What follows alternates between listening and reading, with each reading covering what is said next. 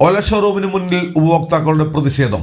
ശരിയായി സർവീസ് നൽകാതെ ഉപഭോക്താക്കളെ വഞ്ചിച്ച ഓല ഉൽപ്പന്നങ്ങൾ ബഹിഷ്കരിക്കണമെന്നാവശ്യപ്പെട്ട് ഉപഭോക്താക്കൾ ഓല ഷോറൂമിന് മുന്നിൽ പ്രതിഷേധിച്ചു. തൃശൂർ MG റോഡിൽ പ്രവർത്തിക്കുന്ന ഷോറൂമിന് മുന്നിലാണ് വാട്സ്ആപ്പ് ഗ്രൂപ്പിലൂടെ സംഘടിച്ച സംഘം പ്രതിഷേധമായി എത്തിയത്. ഓല ഷോറൂമിന് മുന്നിൽ നമ്മൾ ഇത്തരത്തിലൊരു പ്രതിഷേധം സംഘടിപ്പിക്കാനുള്ള കാരണം ഞാൻ പറയാതെ തന്നെ നിങ്ങൾക്ക് എല്ലാവർക്കും അറിയാവുന്നു. ഓല വാഹനങ്ങൾ വാങ്ങിയ നമ്മുടെ മലയാളികളായിട്ടുള്ള മുഴുവൻ ഉപഭോക്താക്കളും വഞ്ചിക്കപ്പെട്ട സാഹചര്യത്തിലാണ് നമ്മൾ ഈ പ്രതിഷേധവുമായിട്ട് ഇവിടെ എത്തിച്ചേർന്നത്. ഏതാണ്ട് 100 ദിവസത്തിലധികമായി നമ്മുടെ ആളുകൾ വാങ്ങിയ വാഹനങ്ങൾ ഇവരുടെ സർവീസ് സെന്ററുകളിൽ മഴയും വെയിലും കൊണ്ട് കിടക്കുന്ന അവസ്ഥയാണ്. വ്യത്യസ്ത സാഹചര്യത്തിൽ കേടുപാടുകൾ വന്ന വാഹനങ്ങൾ ഷോറൂമിൽ എത്തിച്ചു കൊടുത്തിട്ടും നന്നാക്കി തരാൻ തയ്യാറാവാതെ ഉപഭോക്താക്കളോട് നിഷേധാത്മകമായ നിലപാടുകൾ സ്വീകരിച്ചുകൊണ്ട് അവരെ വെല്ലുവിളിക്കുന്ന നിലപാടുകൾ സ്വീകരിച്ചുകൊണ്ടാണ് ഓല മുന്നോട്ട് പോകുന്നത്.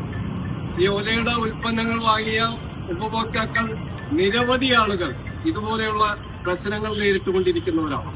അവരാരും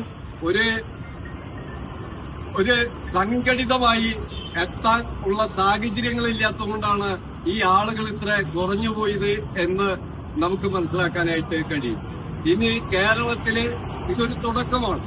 ഓലയുടെ ഉൽപ്പന്നങ്ങൾ വാങ്ങിക്കുകയും വഞ്ചിക്കപ്പെടുകയും ചെയ്തിട്ടുള്ള മുഴുവൻ ഉപഭോക്താക്കളെയും ഒരു പ്ലാറ്റ്ഫോമിന് കീഴിൽ കൊണ്ടുവരികയും അങ്ങനെ കേരളത്തിലെ മുഴുവൻ ഇവരുടെ ഷോറൂമുകളിലേക്കും വഞ്ചിക്കപ്പെട്ട ഉപഭോക്താക്കൾ എത്തുന്ന സ്ഥിതിയിലേക്ക് ഈ സമരം വളർത്തുകയും ചെയ്യുക എന്നതാണ് ഒരു മനുഷ്യാവകാശ സംഘടനയുടെ പ്രവർത്തകർ എന്ന നിലയിൽ ഈ സമരത്തിന്റെ വിജയത്തിന് എനിക്ക് നിർദ്ദേശിക്കാനുള്ളത്.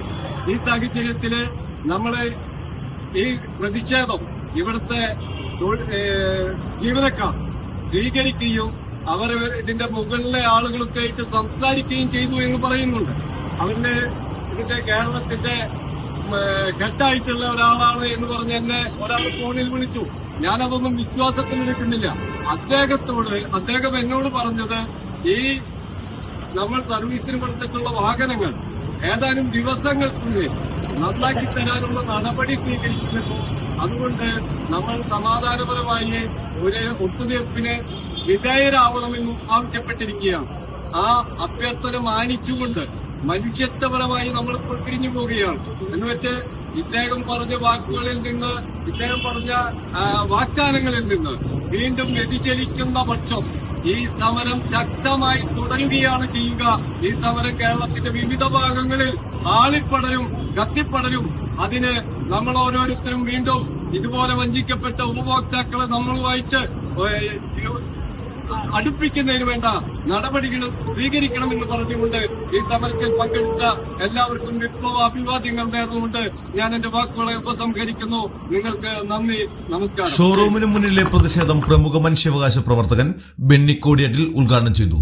വാഗ്ദാനം ചെയ്ത് സർവീസ് നൽകാതെ ജനങ്ങളെ വഞ്ചിക്കുന്നത് ക്രിമിനൽ കുറ്റമാണെന്നും അപ്രകാരം കേസെടുക്കാതെ ജനങ്ങളെ ചൂഷണം ചെയ്യാൻ വൻകിട കമ്പനികൾക്ക് ഒത്താശ ചെയ്യുന്ന ഭരണകൂട നടപടികളും ഇത്തരം തട്ടിപ്പ് കമ്പനികളും തുറന്നു കാണപ്പെടേണ്ടതാണെന്നും സമരം ഉദ്ഘാടനം ചെയ്തുകൊണ്ട് ബെന്നി കോടിയേറ്റിൽ പറഞ്ഞു.